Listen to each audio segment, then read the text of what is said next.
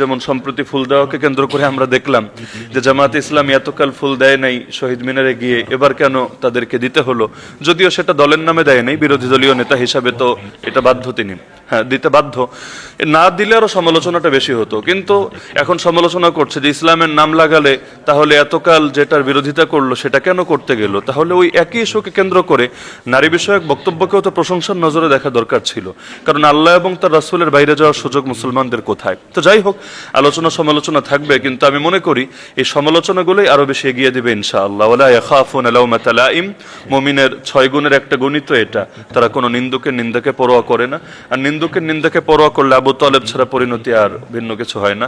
আজকে আলহামদুলিল্লাহ একটা নতুন জিনিস আমি জানলাম এখানে এসে, মুফাসসির জোনের এই ঢাকা মহানগরী উত্তরের এখানে এসে।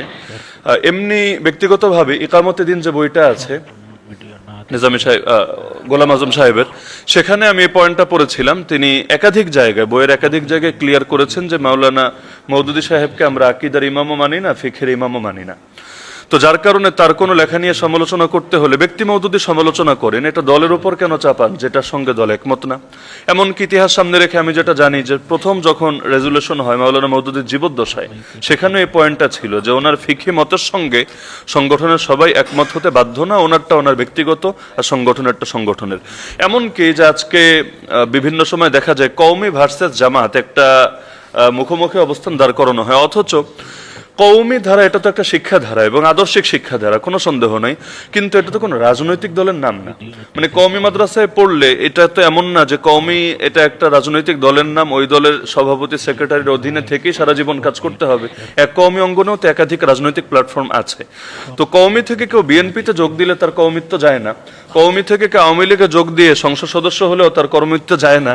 কিন্তু কওমি থেকে কেউ যদি জামাত ইসলামীতে আসে, তাহলে কওমি থেকে খারেজ হয়ে সে কেমন যেন জামাতে এসেছে। এটা তো আসলে আমার কাছে মনে হয় হাস্যকর ব্যাপার ছাড়া কিছু না। এমনকি মাঝে মাঝে স্লোগান দেওয়া হয় আপনাকে সামনে রেখে ইসমতে আম্বিয়া আদালতে সাহাবা, মানে হলো কেমন যেন আপনি ইসমতে আম্বিয়া মানেন না, আদালতে সাহাবা মানেন না, অথচ কে মানে না? এখানে যারা আছে বা পুরো বাংলাদেশে যারা আছে কে মানে না? প্রত্যেকেই তো মানতে বাধ্য।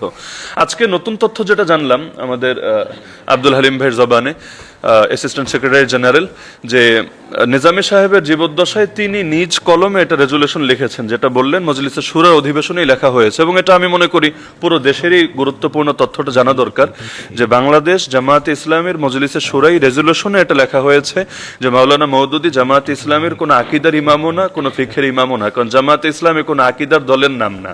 শিয়া, মুতাজিলা, তারপর হাসাউইয়া, কাররামিয়া, মুজাসসিমা, মুশাব্বিহা, মুআত্তিলা, আহলে সুন্নাত ওয়াল জামাত, এগুলো হলো আকীদার দলের নাম। আর ফিকহি দল হলো হানাফি, শাফেঈ, মালিকি, হাম্বলি, জাহেরি, আরো যা কিছু আছে এগুলো ফিকহি দলের নাম। জামাতে ইসলামী কোনোটাই না, যার কারণে এখানে সব ভার্সনের লোকই তো আছে, সালাফিও আছে, হানাফিও আছে, সুন্নিও আছে, তারপর আবার কওমিও আছে, সব ধারার লোকই তো আছে। এবং এখানে কাউকে তো কোনো ধারা থেকে বের হতে বলাও হবে না। এমনকি সাইদি সাহেবের একটা বই আমি সম্প্রতি পড়েছি, আমি কেন জামাতে ইসলামীতে যোগদান করলাম, এই বইয়ের মধ্যেও দেখেছি তিনি একাধিক জায়গায় পয়েন্টটা এনেছেন। তো আমি মনে করি এই বিষয়গুলো একটা মিথ্যা কথাও 10 বার বললে সত্য হয়ে যায়। আমি গত এক সপ্তাহে, এটা তো বাসার ভাই জানেন, না হলেও মনে হয় অন্তত কয়েকশো বার এই প্রশ্নের শিকার হয়েছে। এমনকি আজকেও আমাকে এখানে নামাজের পরে একজন জিজ্ঞেস করেছেন আপনি কি এখন সায়েন্স ল্যাবরেটরি মসজিদে জুম্মার নামাজ পড়াচ্ছেন? অথচ বাস্তবতা আমি এখানে বসে বলছি এখন আমি সায়েন্স ল্যাবরেটরি মসজিদটাই চিনি না। আজকে আসার সময় ড্রাইভার আমাকে দেখালেন যে এটা হলো সায়েন্স ল্যাবরেটরি, তো মসজিদটা আমি দেখি নাই, শুধু সামনে দিয়ে আসার সময় যে এটা হলো সায়েন্স ল্যাবরেটরি। এর আগে হাসান জামিল সাহেবের মসজিদটা আমি চিনি এবং আমাকে বললো যে এটা ঠিক অপোজিটে বা কাছাকাছির মধ্যেই সেই শামসুদ্দোহা আশরাফি ভাইয়ের যে মসজিদটা। তো ওই মসজিদের ইস্যু আমি বিস্তারিত জানি না, কি হয়েছে না হয়েছে, জুলুম নাকি, কিন্তু পুরো দেশে ছড়িয়ে গেছে যে ওনাকে বাদ দিয়ে নাকি জামাত ইসলামী আমাকে ঢুকিয়ে দিয়েছে। এবং মাঝখানে দেখলাম কিছু ওই ফটোকার্ড মিডিয়া ছড়িয়েছে আমাকে নাকি জাতীয় মসজিদে ঢুকিয়ে দিচ্ছে, তো জামাত ইসলামে ঢুকাই দিচ্ছে, ক্ষমতায় না এসে। মানে মিথ্যাচারের যে কোন পর্যায়ে থাকা দরকার। তো এখন মিথ্যাচার হতে হতে দলের ব্যাপারে অনেক মিথ্যাচার হয়েছে, আল্লাহ হেফাজত করুক, যারা করেছেন আল্লাহ মাফ করুক। কিন্তু আমি মনে করি বার্তাগুলো বারবার সামনে আসলে অনেকের সামনে ক্লিয়ার হবে ইনশাআল্লাহ। এদের আদর্শের উপর অটল এবং অবিচল থাকতে পারা এবং সেই আদর্শ জনসাধারণের ভেতর ছড়িয়ে দিতে পারা এবং সেই আদর্শ নিয়ে দুনিয়া থেকে শেষ নিঃশ্বাস ত্যাগ করতে পারা, এটাই মুমিনের জীবনের সবচাইতে বড় কাঙ্ক্ষিত লক্ষ্য এবং কাম্য। এবারের নির্বাচনের সারা দেশের ফলাফল সামনে রেখে আমার কাছে যেটা মনে হয়েছে, যেই এলাকাগুলোতে বা বাংলাদেশের যে বিভাগগুলোতে ওলামায়ে কেরাম মাঠের ভেতর ইসলামের রাজনৈতিক দিকটাকেও ব্যাপকভাবে ফুটিয়ে তোলেন। আল্লাহ সার্বভৌমত্ব বিশ্বাস করা ছাড়া কেউ ইমানদারি হতে পারে না, ইসলামী জাতীয়তার বন্ধন ছাড়া মুমিনরা কখনোই পৃথিবীর বুকে সফল হতে পারে না। এই বার্তাগুলো যারা ব্যাপকভাবে তুলে ধরেন সেখানেই তুলনামূলক ফলাফল বেশি ভালো এসেছে।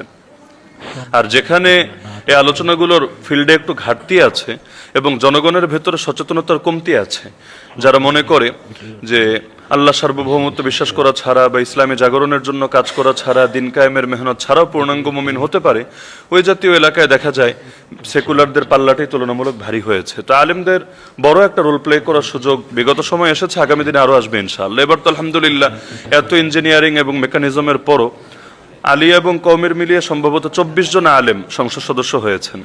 এবং গতকাল আমার ভালো লেগেছে একটা দৃশ্য, যে বাংলাদেশে অনেক মসজিদেই এই আলেমরা যারা নির্বাচিত সংসদ সদস্য জুম্মার নামাজে তারা ইমামতি করেছেন, খুতবা দিয়েছেন। এটা ইনশাআল্লাহ ব্যাপক একটা দাওয়াতি কাজ হবে, কারণ এদেশের জনগণও এই স্বপ্ন দেখে রাষ্ট্রপ্রধান হবেন যিনি, জাতীয় ইমাম হবেন তিনি ইনশাআল্লাহ। তো ধীরে ধীরে আমি মনে করি এখন এবার যারা গিয়েছেন 24 জন আলেম এবং এছাড়াও বাকি ইসলামপন্থী আরো যত সদস্যরা আছেন, তারা যদি নিজেদের কর্মক্ষেত্রে সফল হন, আগামীতে সংখ্যাটা দ্বিগুণ না এর চেয়ে বেশি হয়ে যাবে ইনশাআল্লাহ। তো তাদেরকে সহযোগিতা করা এটা আমাদের ইমানি একটা দায়িত্ব। আদর্শিক বিজয়ের ক্ষেত্রে আমি মনে করি এই যে এখন সম্প্রতি দেখলাম এক মহিলা বললে তো অনেক সময় রাগ করে, তো যাই হোক, এক মেয়ে জামায়াতের নিবন্ধন বাতিল চেয়ে সংবাদ সম্মেলন পর্যন্ত করেছে। কেন? যে জামায়াতের আমির নাকি নারী বিদ্বেষী কথা বলেছেন। কি বলেছেন? তিনি আল জাজিরা এক সাক্ষাৎকারে ইংলিশে বলেছিলেন, তাকে প্রশ্ন করা হলো যে জামায়াতের প্রধান, দলের প্রধান তিনি কি আমিরে জামায়াত, তিনি কি নারী হতে পারেন কিনা? তিনি স্পষ্ট বলেছেন হতে পারেন না। জিজ্ঞেস করা হলো কারণ কি? তিনি বললেন যেটা আল্লাহ অনুমোদন দেন নাই সেটা আমরা অনুমোদন দেই কিভাবে? তো এই বার্তা থেকেই তো ক্লিয়ার যে যেই দলের নামই হলো ইসলামকে কেন্দ্র করে, জামায়াতে ইসলাম, ইসলামী দল, সেই দল জীবনের সব ক্ষেত্রে ইসলামকে এবং আদর্শকে প্রাধান্য দেবে। এবং সংবিধানেও তো রাষ্ট্রধর্ম ইসলাম স্বীকৃত হয়ে আছে। তো ইসলামের বিধানের বাইরে মুসলমানের জন্য তো অন্তত ব্যক্তিগত জীবনে যাওয়ার সুযোগ নেই। কিন্তু এটাকে কেন্দ্র করে, যেটাকে কেন্দ্র করে দরকার ছিল প্রশংসা করবে, কারণ চারদিক থেকে এখন অনেকে আপত্তি তুলছে যে ওনারা কেন এটা করলেন ওটা করলেন। তো সর্বোপরি আমার কথা হলো আল্লাহ তাআলা আমাকে এবং আমাদের সবাইকে জীবনের সব ক্ষেত্রেই সিরাতে মুস্তাকিমের উপর অটল এবং অবিচল থাকার তৌফিক দান করুন এবং কখনো আমাদের অন্তরগুলোকে বক্রপথে নিয়ে না যান। এটাই আমাদের দোয়া। এবং রমজান মাস বদরেরও মাস, তাকওয়া অর্জনের মাস। আমি নিজেও সকলের কাছে দোয়া চাই এই কোরআনের মাসে আল্লাহ আমাকে যাতে সবার আগে কোরআনের উপর পূর্ণাঙ্গভাবে চলার এবং এই সমাজকে, রাষ্ট্রকে একটা কোরআনী সমাজ এবং কোরআনী রাষ্ট্রে পরিণত করার এবং এই বিপ্লবে সফলতা অর্জন করে ঘরে ফেরার তৌফিক দান করেন এবং সবাইকে তৌফিক দান করেন। আমিন। ওয়া আখিরু দাওয়ানা আলহামদুলিল্লাহি রাব্বিল আলামিন।